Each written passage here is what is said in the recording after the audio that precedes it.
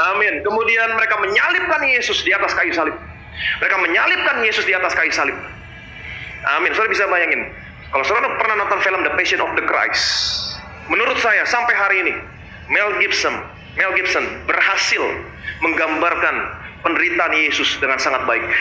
Kalau saudara lihat pada waktu Yesus disalib, dia buka tangannya, dia berpaling, dan dia melihat paku menembus tangannya. Sesungguhnya saya mau kasih tahu sama saudara, Yesus bisa saja mengatakan, aku tidak pernah izinkan paku ini menembus tanganku. Kalau dia berkata demikian, maka paku itu tidak akan pernah menembus tangannya.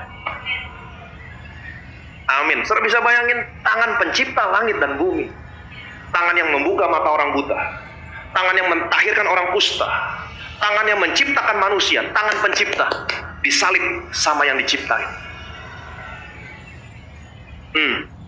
Sesungguhnya dia bisa berkata, dia bisa tutup tangannya, atau dia berkata, aku tidak pernah mengizinkan paku ini menembus tanganku. Kalau paku ini tidak pernah menembus tangannya, kalau dia berkata, aku tidak pernah izinkan, maka paku ini tidak pernah menembus tangannya.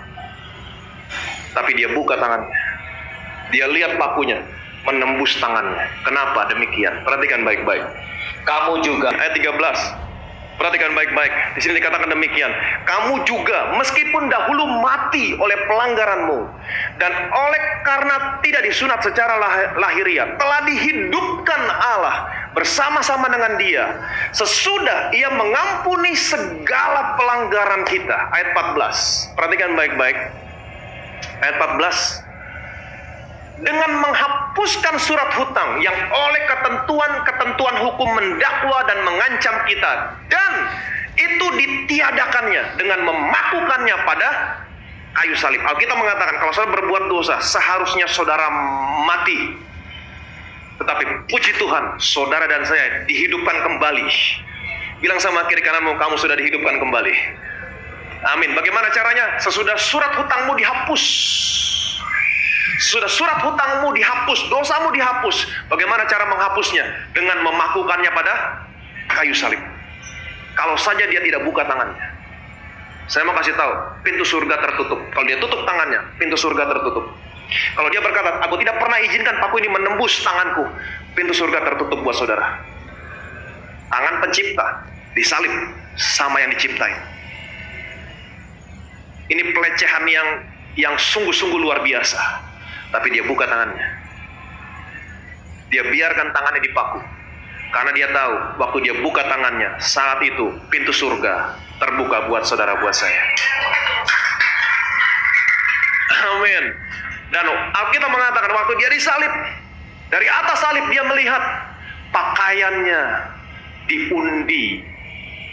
Satu-satunya harta yang terakhir yang dia miliki, pakaiannya diundi.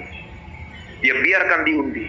Artinya saat itu Yesus bangkrut sebangkrut-bangkrutnya, miskin semiskin-miskinnya. Satu-satunya milik dia yang tertinggal, bajunya, dia relakan diundi. Alkitab mengatakan dia datang ke dalam dunia ini menjadi miskin supaya saudara dan saya bisa menjadi kaya. Berikan kemuliaan namanya bagi nama Yesus.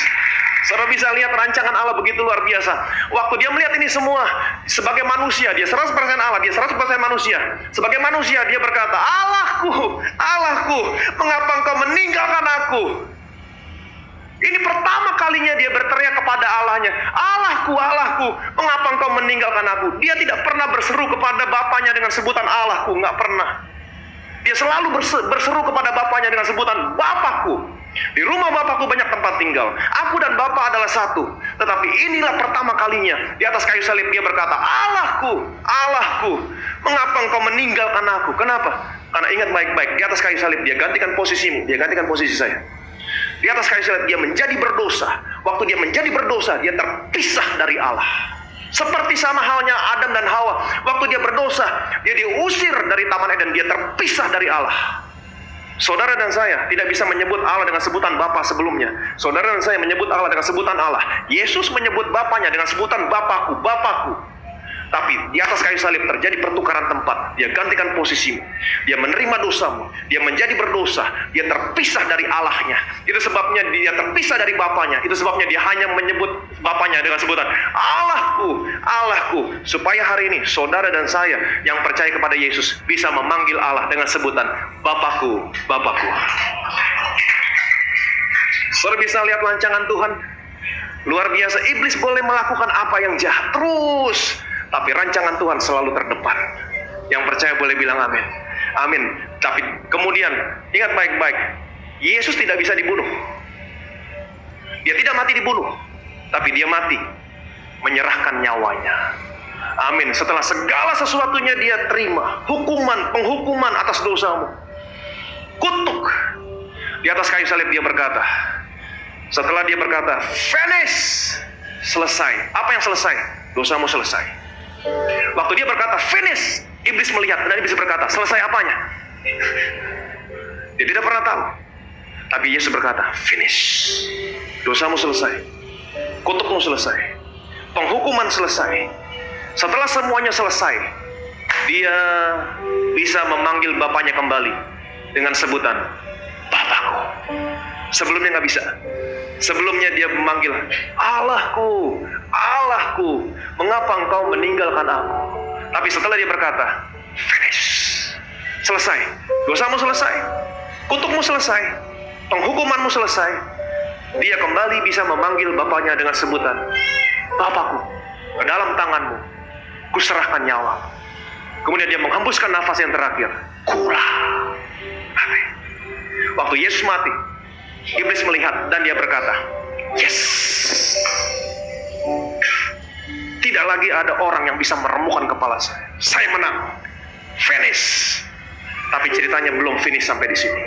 Iblis nggak pernah tahu rancangan Allah, rancangan yang luar biasa. 3 hari kemudian dia bangkit dari kematian. Amin. 3 hari kemudian dia bangkit dari kematian. Dia mengalahkan maut. Siapa yang berkuasa atas maut sebelumnya? Iblis. Itu sebabnya Alkitab mengatakan, hai maut, di mana sengatmu? Hai maut, di mana kemenanganmu? Kemenanganmu sudah ditelan. Amin. Waktu salib Yesus ditancepin di atas bukit Golgota, yang merupakan bukit tengkorak. Tengkorak merupakan kepala apa? Kepala iblis. Disitulah nubuatan ribuan tahun yang lalu, waktu Allah berkata kepada iblis, keturunannya akan meremukkan kepalamu. Waktu salib Yesus ditancepin di atas bukit Golgota, yang merupakan kepala iblis, itulah firman yang digenapi, keturunannya akan meremukkan kepalamu. Amin.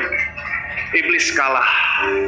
Jadi saudara bisa lihat, apapun rancangan si jahat, dia boleh bunuh Kain, dia boleh bawa semua yang jahat datang ke dalam dunia ini. Oke, Allah menyelamatkan Nuh. Amin. Dia boleh bikin Sarah mandul, tapi Allah buka kandungannya. Amin. Dia boleh bikin Abraham tidak punya anak, tapi Allah menjadikan Abraham satu bangsa yang besar. Amin. Kemudian dia boleh mempengaruhi raja-raja, dia boleh belah bangsa Israel jadi 2 bagian, tapi lahirlah seorang raja Yahudi yang luar biasa. Wow, siapakah namanya? Yesus.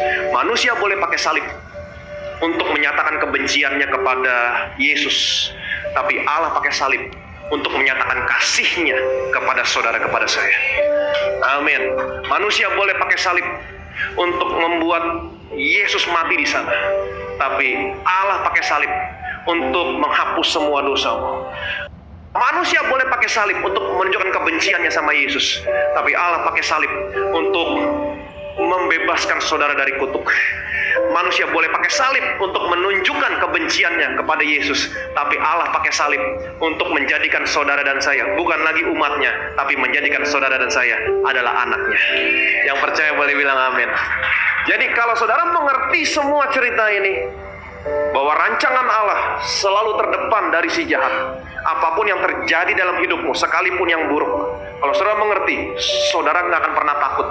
Saudara tidak akan pernah gelisah, tidak akan pernah gentar, karena saudara mengerti, sekalipun apapun yang saya alami hari, sekalipun yang buruk, saya tahu ujungnya Allah saya, dia tidak tinggal diam. Allah saya, dia turut bekerja, akan mengubah semua yang buruk menjadi berkat, menjadi kebaikan yang besar dalam hidup.